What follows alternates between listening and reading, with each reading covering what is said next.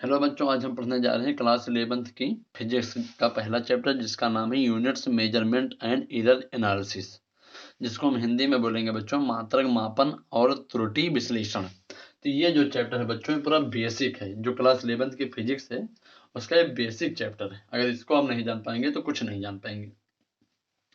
तो बच्चों है कि units measurement and error analysis. तो पहले बच्चों हम ये जानते हैं कि मेजरमेंट की हमें आवश्यकता क्यों पड़ी।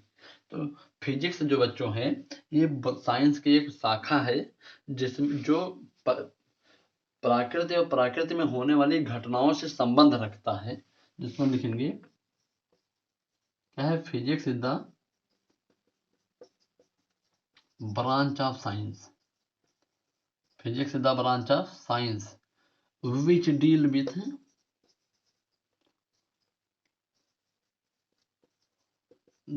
Nature and natural phenomenon. जो हिंदी मीडियम वाले बच्चे हैं वो घबराए ना, क्योंकि मैं इसको हिंदी में भी बताऊंगा अभी। ये मत सोचे कि मैं इंग्लिश में ही लिखूंगा, हिंदी में भी इसको बताऊंगा। तो जो फिजिक्स है बच्चों ना, वो एक अपना साइंस का एक शाखा है जिसमें जो किससे डील करता है, नेचर प्रकृति और प्रकृति में होने वाली जो घटनाएं हैं उससे उसका संबंध होता है, किसका, फिजिक्स का।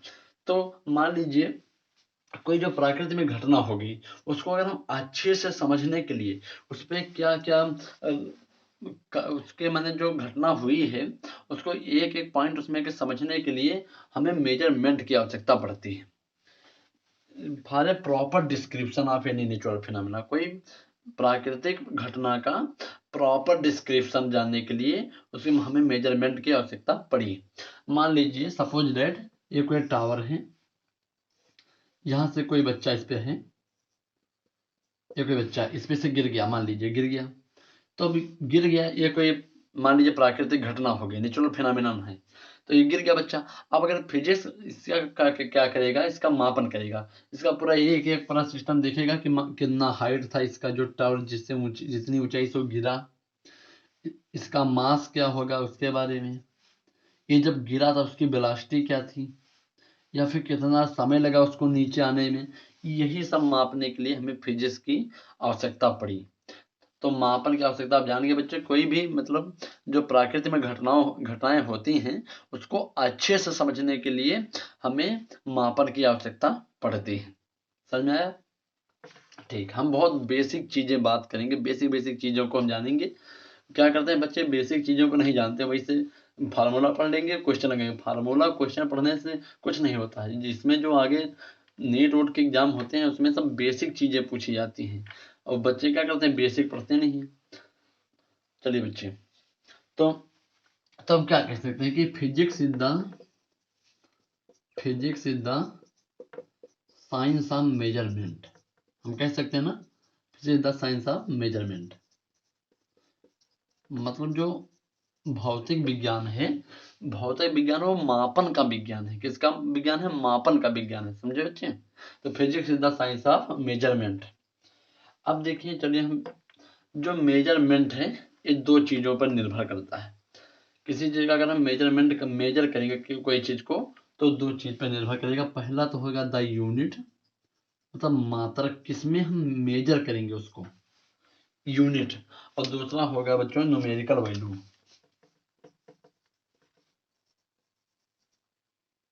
न्यूमेरिकल वैल्यू, इसको कहेंगे बच्चों मात्रक, इसको कहेंगे परिमाण।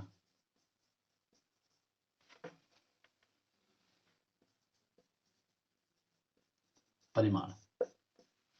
अब मात्रक क्या है बच्चों, तो मात्रक वह है जिसमें कोई राशि को मापा जाता है। The unit in which quantity is measured, the unit in विच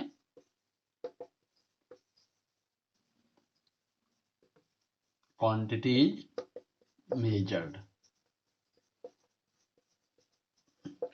मात्रक वह है जिसमें हम किसी राशि को मापते हैं, उसे हम मात्रक कहते हैं। अब जो ये है न्यूमेरिकल वैल्यू, न्यूमेरिकल वैल्यू जो है बच्चों ये कोई चीज का परिमाण है, मतलब वो कितना है उसके बारे में बता। मान लीजिए कोई रॉड है, ये कोई रॉड है। हाँ तो बच्चों मान लीजिए कोई रॉड है, ये 20 मीटर है। अब देखिए जो मीटर ही यूनिट है, किसकी यूनिट है? लेंथ की, लंबाई की। इसको हम किस में नापेंगे बच्चों? लंबाई में नापेंगे, लेंथ में ना। तो ये जो 20 क्या है? इसका परिमाण है, न्यूमेरिकल वैल्यू है। कितना मीटर है, कितना है, ये न्यूमेरिकल वैल्यू दर्शाता है। और किस चीज का है? लेंथ है या कुछ है, तो जो लेंथ का यूनिट होता है वो मीटर होता है, तो जान जाएंगे मीटर में मपा। समझे? तो यही unit, the unit in which quantity measure known as unit. समझे? न्यूमेरिकल दूसरा है न्यूमेरिकल वैल्यू, परिमाण, मतलब जो राड है, कितना राड है, तो 20 मीटर है। समझे? ठीक है। अब चलिए बच्चों हम पढ़ते हैं क्वांटिटी के बारे में। फिजिकल क्वांटिटी क्या होती है? Physical quantity,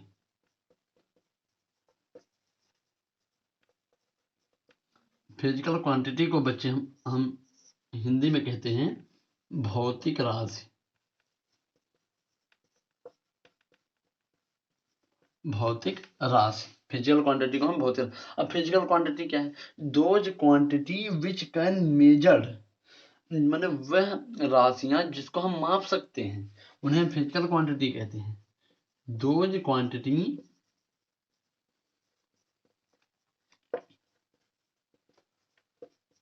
which can measured is called physical quantity.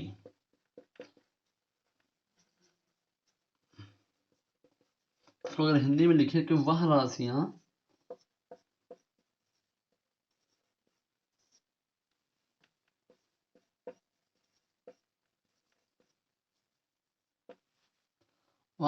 जिनको हम माप सकते हैं, भौतिक राशियां कहलाती हैं।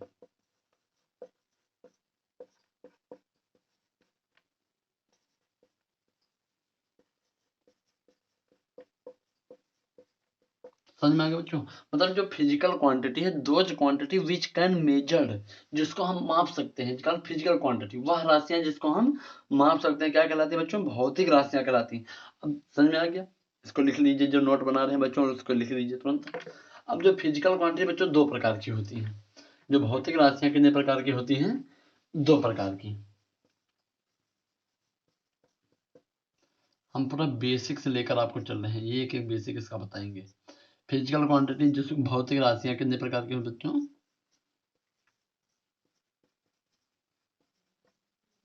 दो प्रकार की। भौतिक राशियां दो प्रकार की। पहला तो एक होता है फंडामेंटल क्वांटिटी, फंडामेंटल क्वांटिटी,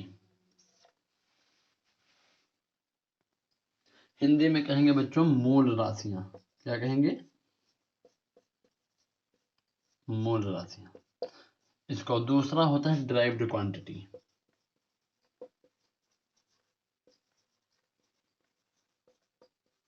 जिसको बच्चों हम कहते हैं व्युत्पन्न,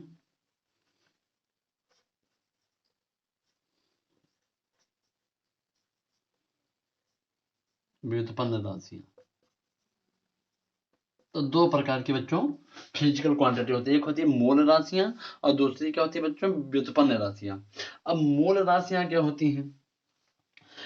ऐसी भौतिक राशियां जो एक दूसरे से पूर्णतः स्वतंत्र होती हैं। जो फंडामेंटल क्वांटिटी, ऐसी भौतिक राशियां, ऐसी भौतिक या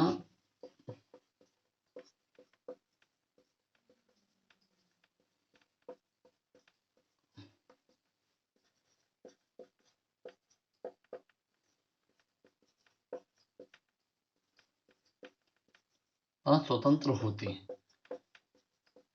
मतलब वे भौतिक राशियां जो पूर्णतः एक दूसरे से स्वतंत्र होते हैं, जैसे लेंथ मान लीजिए, और लंबाई और मास, द्रव्यमान। अब जो लंबाई और द्रव्यमान ये एक तो है नहीं, ये दोनों अलग अलग हैं कि नहीं? लंबाई का कोई रिलेशन मास से है नहीं, नहीं है ना? तो ये जो है क्या है? Fundamental quantity. समझ में आया? अगर इंग्लिश में हम इसको लिखेंगे, इसका डिफिनीशन फंडामेंटल क्वांटिटी का, तो those quantities those quantities which are independent from other, which are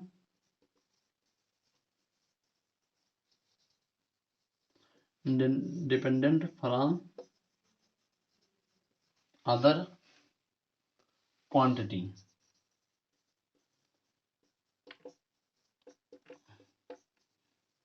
is called fundamental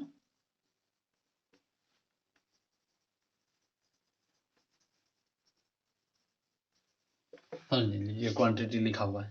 तो मतलब those quantity which are independent from other quantity, वे राशियां जो एक दूसरे राशियां से पूर्णतः स्वतंत्र होते हैं, उनका कोई रिलेशन नहीं होता दूसरी राशियों से, वो क्या होती हैं फंडामेंटल क्वांटिटी। जैसे मैंने आपको बताया, मान लीजिए लेंथ लंबाई है और किलोग्राम मास। अब मास का लंबाई से कोई रिलेशन है कि नहीं है, ये दोनों अलग अलग चीजें हैं। लंबाई है जो किसी चीज, अगर ये है मार्कर, इसको हम लंबाई में नापेंगे, इसका मास भी नाप सकते हैं।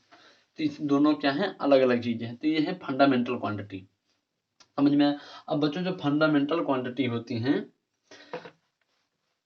और जो यूनिट इनकी होती हैं उसको हम कहते हैं फंडामेंटल यूनिट। अब फंडामेंटल क्वांटिटी कितने प्रकार की होती है बच्चों, 7 प्रकार की। चलिए उनके बारे में हम जान लेते हैं, उनके यूनिटों के बारे में हम पढ़ते हैं। चलिए, जो पहली फंडामेंटल क्वांटिटी है बच्चों है लेंथ। क्या है, लेंथ, जिसको हम बच्चों हिंदी में कहेंगे लंबाई। मैं हिंदी इंग्लिश दोनों को बराबर पढ़ाऊंगा। लंबाई, जिसका मात्रक सही यूनिट होता है मीटर, जिसको हम यम से दर्शाते हैं बच्चों, यम से। जिसका सही यूनिट जो होता है क्या होता है, मीटर होता है बच्चों, और जिसको हम दर्शाते हैं किससे, लेंथ से। लेंथ मतलब यम से, सॉरी यम से दर्शाते हैं। दूसरा है बच्चों मास। मास जिसको हम कहते हैं हिंदी में द्रव्यमान। द्रव्यमान का यूनिट होता है बच्चों किलोग्राम, जिसको हम केजी से दर्शाते हैं। ठीक, फिर तीसरा है बच्चों टाइम, जिसको हम हिंदी में कहते हैं समय। इसका यूनिट होता है सेकंड, जिसको हम कैपिटल एस से दर्शाते हैं। फिर बच्चों है चौथा टेम्परेचर। टेम्परेचर का जो हिंदी में हम इसको बच्चों कहते हैं ताप। इसका जो यूनिट होता है केल्विन होता है, जिसको हम बच्चों कैपिटल के से दर्शाते हैं। फिर पांचवा है लुमिनियस इंटेंसिटी।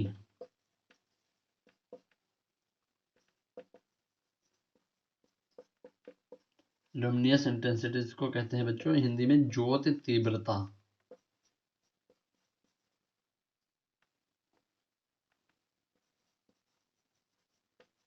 तीव्रता, लुमिनियस इंटेंसिटी का जो यूनिट होता है बच्चों कैंडेला, इसको हम दर्शाते हैं सीडी से। ठीक, फिर बच्चों है छठा है जो इलेक्ट्रिक करंट। इलेक्ट्रिक करंट, जिसको बच्चों हम हिंदी में कहते हैं विद्युत धारा। क्या कहते हैं बच्चों, विद्युत धारा कहते हैं। इलेक्ट्रिक करंट को हम हिंदी में विद्युत धारा, जिसको बच्चों हम मापते हैं, जिसका यूनिट होता है एम्पियर, और इसका जो लिखते हैं प्रदर्शित करते हैं कैपिटल ए से।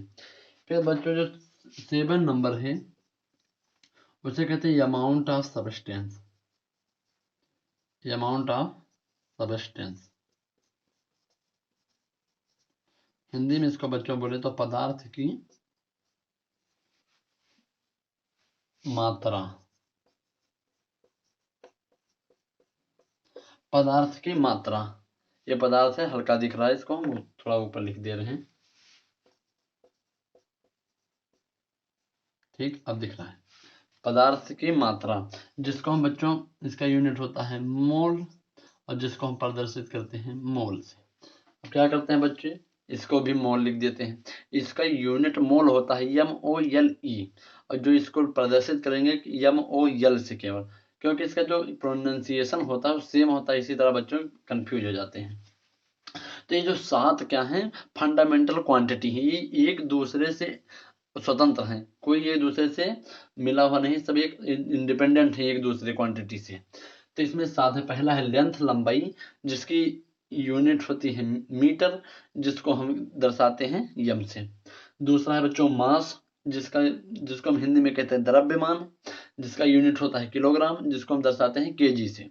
तीसरा बच्चों टाइम, जिसको हम हिंदी में कहते हैं समय, जिसका यूनिट होता है सेकंड, जिसको हम दर्शाते हैं यस से। फिर चौथा बच्चों टेम्परेचर, जिसको हम हिंदी में कहते हैं ताप, उसका जो यूनिट होता है बच्चों केल्विन, उसको हम दर्शाते हैं कैपिटल के से। जो पांचवा है लुमिनियस इंटेंसिटी, जिसको बच्चों में हिंदी में कहते हैं ज्योत तीव्रता, जिसका यूनिट होता है बच्चों कैंडेला, उसको दर्शाते हैं सीडी से। जो छठा है फंडामेंटल क्वांटिटी बच्चों, वह है इलेक्ट्रिक करंट, जिसको हम हिंदी में कहते हैं विद्युत धारा, और उसका जो यूनिट होता है एम्पियर, जिसको हम कैपिटल ए से दर्शाते हैं। जो सातवां है बच्चों, उसको अमाउंट ऑफ सब्सटेंस, जिसको हिंदी में कहते हैं पदार्थ की मात्रा, उसका जो यूनिट होता है बच्चों मोल होता है, और उसको हम दर्शाते हैं यम ओ यल से। ठीक, यमो यल से। समझ में आया? ये क्या है बच्चों? फंडामेंटल क्वांटिटी है। फंडामेंटल क्वांटिटी क्या है? Those quantity which are independent from other quantity, वे राशियां जो एक दूसरे राशियों से स्वतंत्र होती हैं, वो क्या कहलाती है बच्चों? Fundamental quantity. एक एक पॉइंट इसका सीखेंगे। पहला चैप्टर जो है ये, इसको हम 4-5 वीडियो बनाएंगे, मैक्सिमम लगभग 2-3 घंटे का सब मिला के रहेगा। जब तक इसमें से एक एक पॉइंट हम लोग पढ़ लेंगे कि आगे जो फिजिक्स हम पढ़े उसमें हम को ये सब दिक्कतें न रह जाएं। अभी हम आगे आपको बताएंगे दूसरे वीडियो में कि एक यूनिट से दूसरे यूनिट में कैसे बदलें, सोनर मेथड क्या होता है, इको मेथड क्या होता है लंबाई मापने का, ये सब इसके बारे में आपको बताएंगे। क्या करते हैं टीचर, इसको छोड़ देते हैं क्यों, मेन पढ़ा देते हैं, ये मत सोचिए, ये बहुत जरूरी है। बस यही बच्चे छोड़ देते हैं, अब आगे यही आता है। वहाँ जब आप कोई तैयारी करने जाएंगे कोई नौकरी की, तो वहाँ पे इसी तरह क्वेश्चन आते हैं टिक लगाने के लिए। अब जब आप नहीं जानेंगे, बहुत सॉल्ट क्वेश्चन होते हैं, इसमें ज़्यादा कठिन नहीं है, न्यूमेरिकल से सरल होता है, केवल पढ़ना होता है बस इसको। अब बच्चों जो दूसरा है डिराइव्ड क्वांटिटी। फिजिकल क्वांटिटी दो प्रकार की होती हैं, एक होता है फंडामेंटल क्वांटिटी, दूसरा होता है डिराइव्ड क्वांटिटी। डिराइव्ड क्वांटिटी को बच्चों हम हिंदी में कहते हैं व्युत्पन्न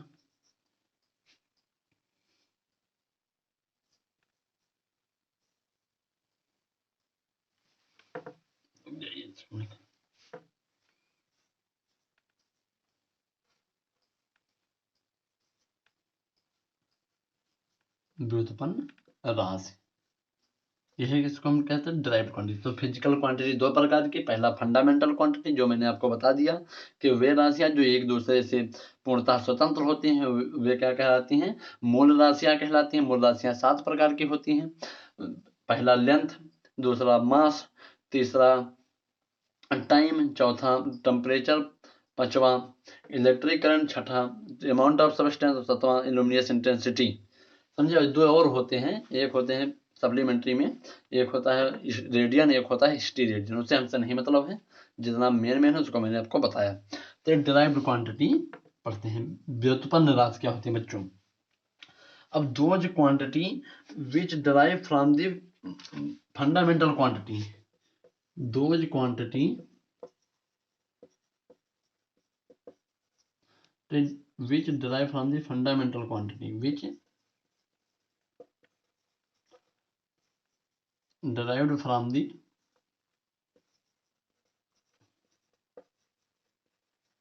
fundamental quantity, मतलब वह राशियां जो व्युत्पन्न राशियों से ड्राइव, व्युत्पन्न के लाई गई, कहां से? मूल राशियों से। Those quantity which drive from the fundamental quantity, वह राशियां जो मूल राशियों से व्युत्पन्न की गई हों, उसे ड्राइव क्वांटिटी कहते हैं। या फिर लिख सकते हैं those quantity which drive from the one और मोर फंडामेंटल क्वांटिटी, वे राशियां जो एक या ऐसे अधिक मूल राशियों से मिलकर बनी होती हैं, उन्हें क्या कहते हैं? डिराइव क्वांटिटी या व्युत्पन्न राशि कहते हैं। इसको हिंदी में लिखेंगे बच्चों, इसका डेफिनेशन होगा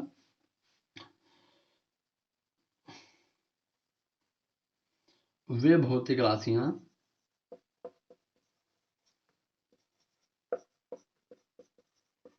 आप इसका नोट्स बनाते रहिए, बहुत अच्छा हम डिफिनेशन आपको लिखाएंगे बहुत शॉर्ट में, जो आपको तुरंत समझ में आ जाएगा। वे भौतिक राशियां जिसको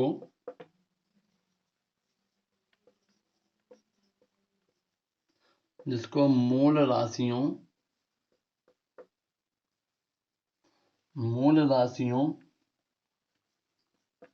द्वारा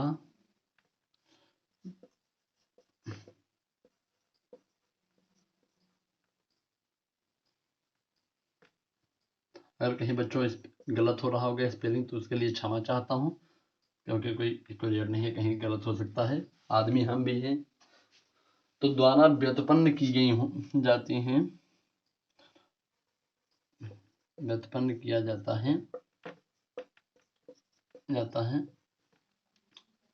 व्युत्पन्न राशि कहलाती है।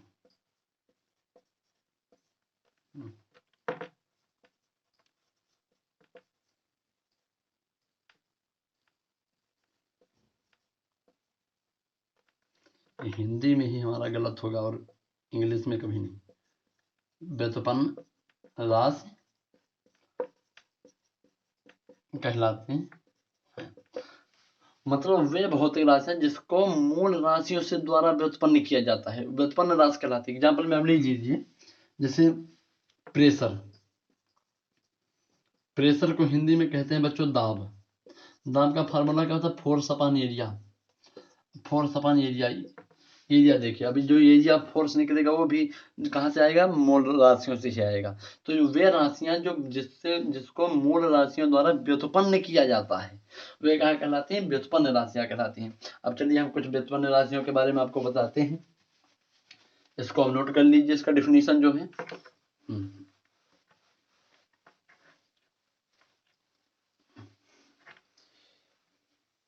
तो पहला है बच्चों एरिया, इसके हम यूनिट भी आपको बताएंगे।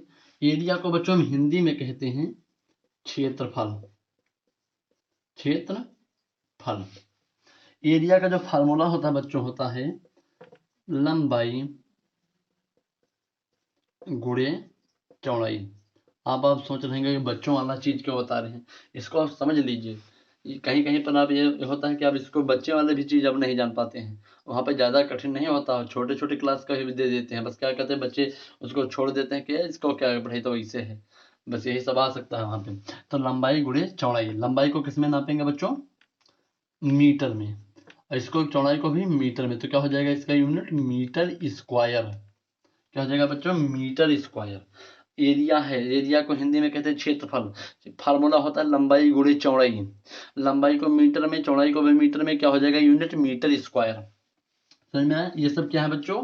ये डिराइव्ड क्वांटिटी, व्युत्पन्न राशि है, जो कहाँ से? मूल राशियों से व्युत्पन्न की गई हो। देखिए ये लंबाई और चौड़ाई सब मूल राशियां है ना, तो ये वहां से व्युत्पन्न की गई हैं, तो इन्हें व्युत्पन्न राशियां कहलाते हैं। आपको अच्छे से समझ में आ रहा होगा व्युत्पन्न राशियां। अब दूसरा जो बच्चों है आयतन, वॉल्यूम, जिसको हम हिंदी में कहेंगे बच्चों आयतन। आयतन का जो फार्मूला होता है बच्चों लंबाई गुणे चौड़ाई और गुणे ऊंचाई। आप इसको समझ लीजिएगा, मैं शॉर्टकट में लिख दे रहा हूँ। यहाँ पे क्या था? लेंथ इंटू ब्रेथ, तो इसको लिखें length into breadth into height. समझे बच्चे? इस तीनों को हम किस में लेंगे? मीटर में। तो क्या हो जाएगा इसका यूनिट बच्चों? Metre cube. वॉल्यूम को जिसको हम हिंदी में आयतन कहते हैं, फार्मूला है लंबाई गुणे चौड़ाई गुणे ऊंचाई। इंग्लिश में कहें तो length into breadth into height, जिसमें एक यूनिट देखें तो लंबाई मीटर में, ब्रेथ भी मीटर में, हाइट भी मीटर में, तीनों बराबर क्या हो जाएगा? मीटर क्यूब, इसका आ जाएगा यूनिट। ठीक बच्चों। अब तीसरा है वेग, जिसको हम, चलिए इसको हम पहले हिंदी लिख दे रहे हैं और क्या। वेलोसिटी, क्या कहते हैं बच्चों? वेलोसिटी। वेलोसिटी का जो फार्मूला होता है बच्चों विस्थापन या दूरी बटा समय। तो बच्चों यही है उसका वेलोसिटी का फार्मूला है, ये विस्थापन बटा दूरी बटा समय। अगर इसको हम इंग्लिश में लिखें तो डिस्प्लेसमेंट, तो लीजिएगा डिस्प्लेसमेंट होगी अपॉन टाइम। समझ में? तो डिस्प्लेसमेंट अपॉन टाइम इसका फार्मूला। तो देखिए विस्थापन को किसमें, दूरी को नापेंगे मीटर में बच्चों, टाइम को सेकंड में। तो सेकंड ऊपर जब जाएगा तो क्या हो जाएगा बच्चों? Metre per second. तो जो यूनिट होते हैं वेलोसिटी की यूनिट बच्चों मीटर पर सेकंड, वेलोसिटी की unit metre per second, velocity की यूनिट मीटर पर सेकंड। अब जो चौथा है बच्चों एक्सेलरेशन, जिसको हम कहेंगे त्वरण। हिंदी में क्या कहते हैं बच्चों? त्वरण।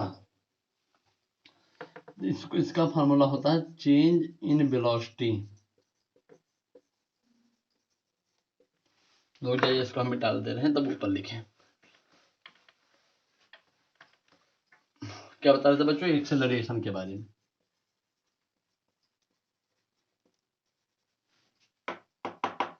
एक्सेलरेशन, जिसको बच्चों हम इंग्लिश में कहेंगे त्वरण।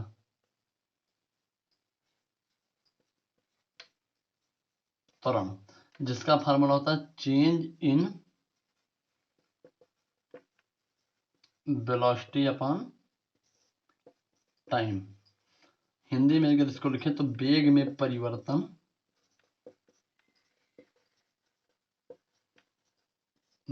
बटा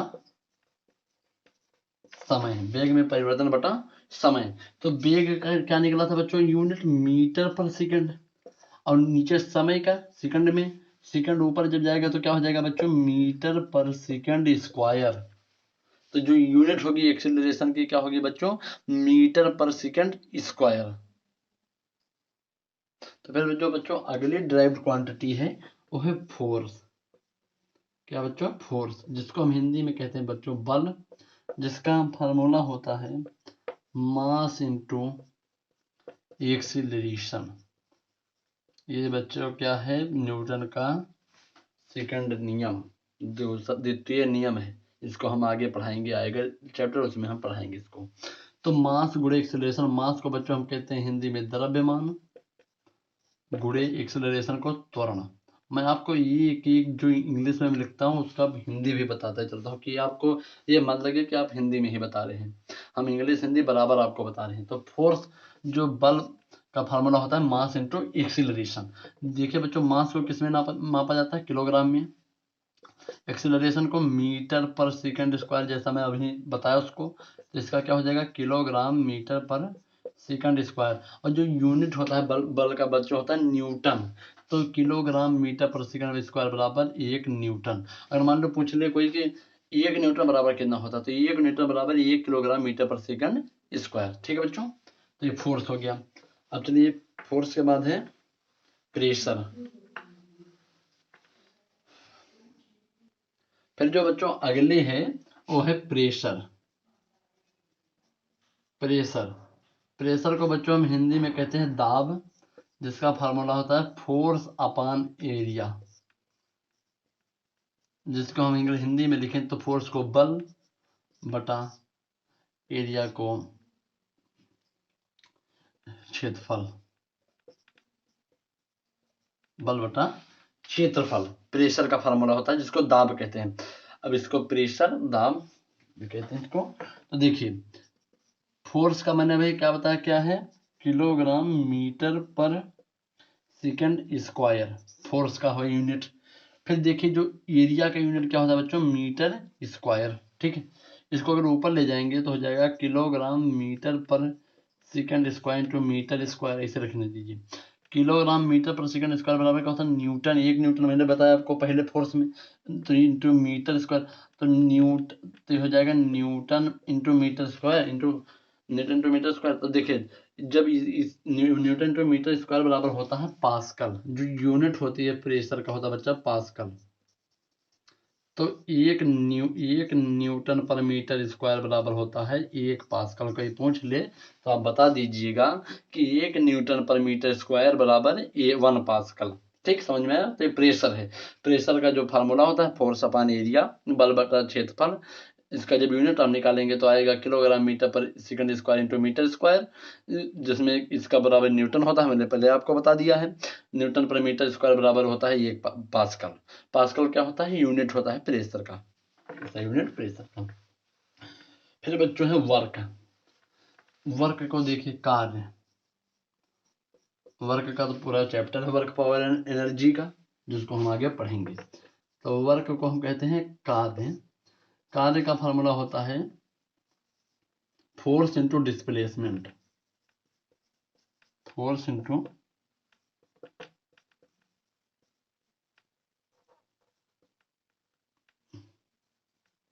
डिस्प्लेसमेंट अगर हिंदी में लिखें इसको बच्चों तो बल गुणे विस्थापन, बल गुणे विस्थापन। तो बल का जो फार्मूला था क्या बच्चों था कि kilogram metre per second square, metre per second square into विस्थापन का जो फार्मूला हो जाएगा बच्चों क्या होगा मीटर। तो क्या हो जाएगा kilogram metre square per second square. Work का जो यूनिट होता है बच्चों होता है जूल। ठीक है बच्चों, तो जो 1 kilogram metre per second square बराबर होता है बच्चों 1 जूल। अगर कोई आपसे पूछ ले कि 1 जूल को डिफाइन करिए तो आप बताइएगा कि 1 kilogram metre second square, metre square per second square बराबर क्या होता है 1 जूल। समझ गए, जूल क्या है यूनिट है वर्क का, समझ में। ठीक है, अब आखिरी बचा है वो है पावर। मतलब पावर का डिफिनीशन जो एनर्जी का डिफिनीशन, इसमें केवल थोड़ा अंतर है। कुछ बच्चे इसको समझ नहीं पाते हैं, इसमें ये नहीं जान पाते कौन पावर का है डिफिनीशन, कौन एनर्जी का है। देखिए पावर का the rate of doing work, कार्य करने की जो दर है कि उसको हम कहते हैं पावर। और कार्य करने की क्षमता जो है उसको हम एनर्जी कहते हैं। The rate of doing work in known as power, the capacity of body to do work in known as energy. जैसे मान लीजिए कोई आदमी है इसके, ये आदमी ने अंडा बन गया, मान लीजिए कोई आदमी है, चलो आदमी छोटिया हो गई, अब इसके पास इतनी कैपेसिटी केवल 1 घंटा ही काम कर सकती है, 1 आवर ओनली काम कर सकती है। तो ये तो इसकी एनर्जी होगी, ये बात अलग होगी। अब जो बात है पावर की, शक्ति की, तो मान लीजिए इसने कुछ कार्य किया, अब कितने समय में किया उससे अगर हम डिवाइड कर देंगे तो इसका पावर आ जाएगा, कितनी शक्ति इसके बाद इसने कितनी शक्ति का प्रयोग किया। समझ में आया। पावर की जो यूनिट होती है बच्चों क्या होती है वाट होती है। चलिए पावर को हम पहले पढ़ते हैं। ये सब पावर, पावर पावर कई प्रकार का होता है। नेता विधायक का पावर हो सकता है, फिजिक्स में भी पावर होता है। शक्ति, जिसको हिंदी में कहते हैं शक्ति या फिर सामर्थ्य, जिसका फार्मूला होता है work upon time. The rate of doing work is called power. Work को कार्य बटा समय, कार्य करने की दर को क्या कहते हैं शक्ति या सामर्थ्य कहते हैं। तो देखिए वर्क का क्या था यूनिट, वर्क की जो यूनिट है बच्चों है kilogram metre per square second square, metre square per second square होता है, बराबर के बाद क्या था 1 जूल था। ठीक है, ये समय का सेकंड ऊपर सेकंड जाएगा तो क्या हो जाएगा kilogram metre per square into second minus minus minus cube, ये बच्चों बराबर होता है 1 जूल। इसको हम सीधे देखें तो देखिए कार्य को क्या लिख सकते थे, कार्य को जूल, तो 1 जूल बटा सेकंड, तो जूल पर सेकंड बराबर होता है 1 वाट, 1 वाट बराबर 1 जूल पर सेकंड। ठीक है, अब वाट क्या है पावर की यूनिट है, और 1 हार्स पावर बराबर बच्चों क्या होता है 1 हार्स पावर बराबर 746 वाट। इसको मैं आपको बता दे रहा हूँ। और 1 किलोवाट बराबर 1 किलोवाट बराबर 1000 वाट। बस समझ में आया?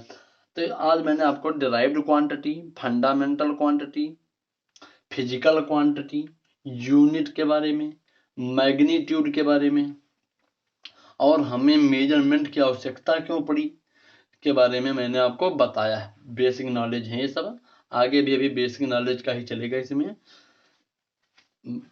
और यूनिट के बारे में जान लेते हैं, जो सिस्टम ऑफ यूनिट थी, सिस्टम ऑफ यूनिट, इसको बारे में भी जान लें आप। सिस्टम ऑफ यूनिट, तो पहले जो यूनिट है सीजीएस सिस्टम थी, पहला सीजीएस सिस्टम शुरू में जो पहले शुरू में आई थी उसको सीजीएस सिस्टम आई थी, जिसको हम कहते थे, इसको हम गॉसियन सिस्टम के नाम से जानते थे। किस नाम से जानते थे बच्चों गॉसियन सिस्टम।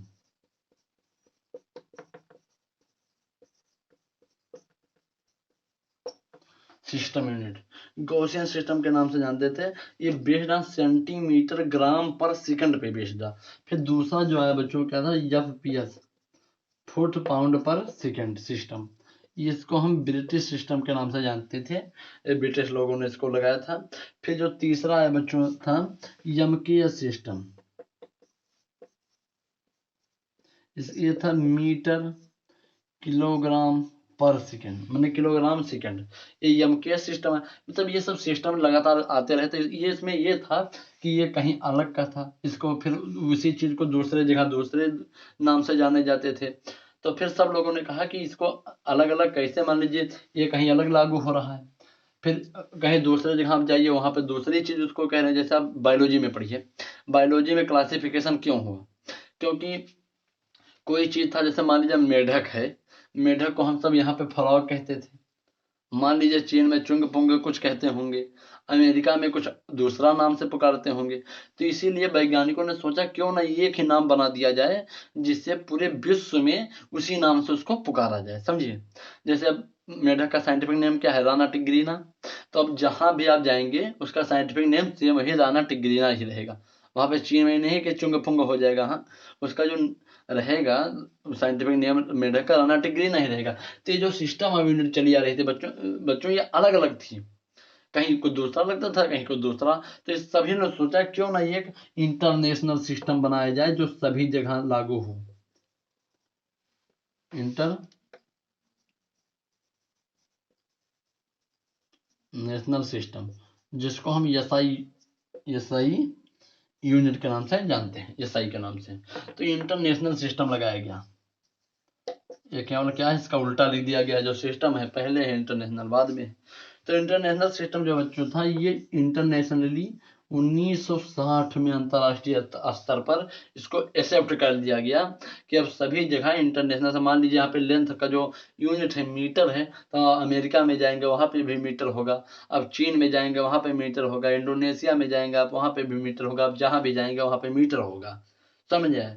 तो यही जो थे ये सिस्टम ऑफ यूनिट थे। तो आखिरी में इंटरनेशनल सिस्टम लाया गया जो सभी जगह लागू हो रहा था, तो चल रहा था। अगर बच्चों आपको अच्छा लगा वीडियो तो सब्सक्राइब करिए, और हम दूसरे वीडियो में पढ़ेंगे सोनार मेथड क्या होता है,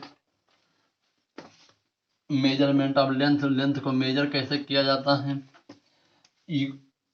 इको मेथड क्या होता है, इको मेथड के बारे में, रडार मेथड के बारे में। अब क्या होता है, इसको टीचर कोई नहीं पढ़ाता, इस बात मैं भी जानता हूँ, इसको कोई नहीं पढ़ाता, लेकिन मैं पढ़ाऊंगा आप लोगों को। जिसको पढ़ना है वो आ सकता है, जिसको केवल उसको देखना है कि 1 घंटे में पूरा पाठ पढ़ा दिया जाए, तो कृपया करके मेरा ये वीडियो न देखे। इसको जिसको उसी को पढ़ना है जो बेसिक से पढ़ना चाहता हूँ। अरे फर्स्ट ईयर में क्या है, फर्स्ट ईयर में आप फेल नहीं होंगे, टीचर पास कर देगा, इससे नहीं मतलब। लेकिन आप फर्स्ट ईयर में कितना बेसिक नॉलेज लेते हैं आप देखते होंगे। फर्स्ट ईयर का पूरा जितना सिलेबस है सब नीट से, बीएससी में आधा ज़्यादा केमिस्ट्री पूरी है, नीट है, जेई है, सब में पूरा फर्स्ट ईयर का ही रहता है। तो आप इसको मेहनत करके पूरी एक एक बेसिक चीज़ें इसके बारे में जानिए कि जो आपको आगे काम दे। आप ये मत सोचिए कि लोग न्यूमेरिकल लगा लें कि टेस्ट में पास हो जाएंगे, ये ना सोचिए। इसको बेसिक बेसिक चीज़ें इसकी पढ़िए, जो दिए हुए हैं वैसे नहीं दिए हुए देखने के लिए, इनका कोई महत्व होगा, जो इसका खोज किए होंगे, इसको बताए होंगे कि कैसे इको मेथड क्या होता है, रडार मेथड क्या होता है, लेजर मेथड क्या होता है, या फिर सोनार मेथड क्या होता है, या फिर ट्रायंगुलेशन मेथड क्या होता है। ये कोई उनका शौक नहीं है कि वैसे दे दिए हैं कि पढ़ो ना पढ़ो। इसके पीछे उन्होंने कितनी मेहनत की, उनसे पूछिए आप जाकर।